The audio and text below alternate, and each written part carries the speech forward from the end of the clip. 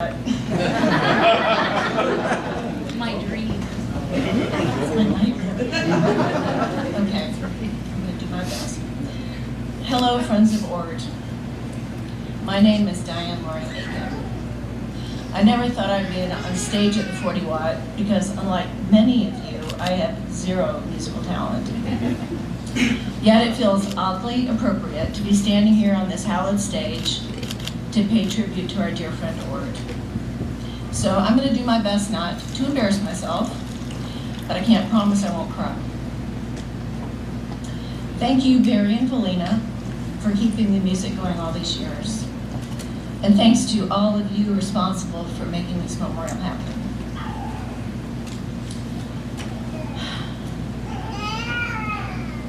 A young music fan.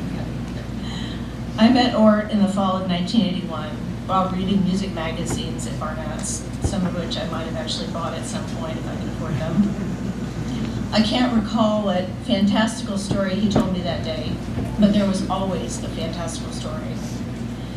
But we became fast friends when I told him I came from a long line of brewers in Wisconsin.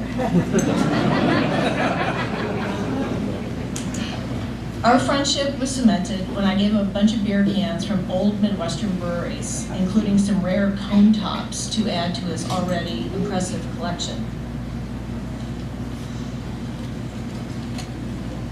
ORT proceeded to tell me everything possible known to man about each brewery, the city in which it was brewed, and of course the appropriate zip codes, and probably the frequency of the local radio station. I had many experiences over the years with ORT that were, shall we say, unexpected, but always entertaining. Like the time we had seen Los Lobos the night before and decided they were so good that ORT and Dan Matthews and I were going to road trip to Atlanta to see him at 688 the next night. I was in charge of picking up ORT. On the way into town, I saw ORT directly in front of me, sitting in the back of a tiny pickup truck with all 5 generously proportioned members of Los Lobos.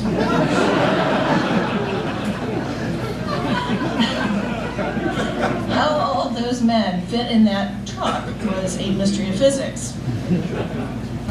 I watched the rear bumper bump and spark on the concrete. It was quite the sight. Why was ORT in the back of a tiny pickup truck with Los Lobos? Thank you, Phil. I'm vertically challenged. Who knows? ORT had probably taken them on a field trip of Athens, as he was wont to do.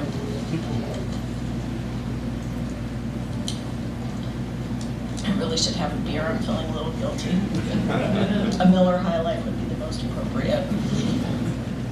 When we worked, if you could call it that, at Tasting World magazine, I'd hear ORT yell, "Loring," in his booming baritone. ORT was the only person who ever called me by my middle name. He would lunge across the room and sweep me up in a huge ORT hug, then look me straight in the eye and launch into his tale du jour, focused on me like I was the one person on earth he wanted to talk to and see. ORT had a way of doing that, of making you feel loved and special. Because if you were ORT's friend, you were indeed loved. Alas, those dreamy days and crazy nights in early Athens are now the stuff of legend. I am forever grateful for my sheer dumb luck and timing, for being here, living at 160 Barber during those golden years, and for the opportunity to know ORT. I got my last bear hug from ORT at the Manhattan, naturally. It was the night of Wax and Facts midnight party for the 40th anniversary of Radio Free Europe.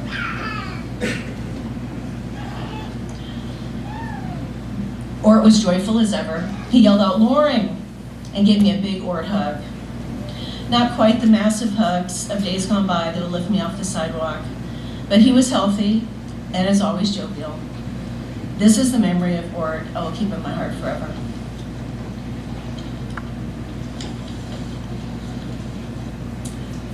Like many of you, I don't feel ready for an Athens without ORT.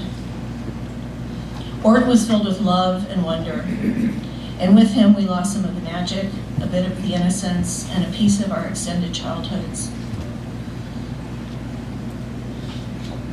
Ort was one of the kindest, smartest, funniest, and without a doubt, most interesting people I've ever known.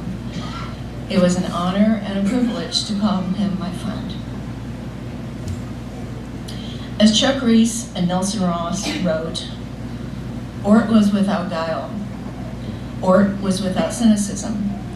Ort spread his goodwill onto everyone he met like it was peanut butter. He was the love man. So, I will end with this. I love you whole brokenheartedly, Ort. I will miss you forever, and I will certainly never forget you. See you eventually, dear friend. Save me a stool up there, St. Orton of Athens.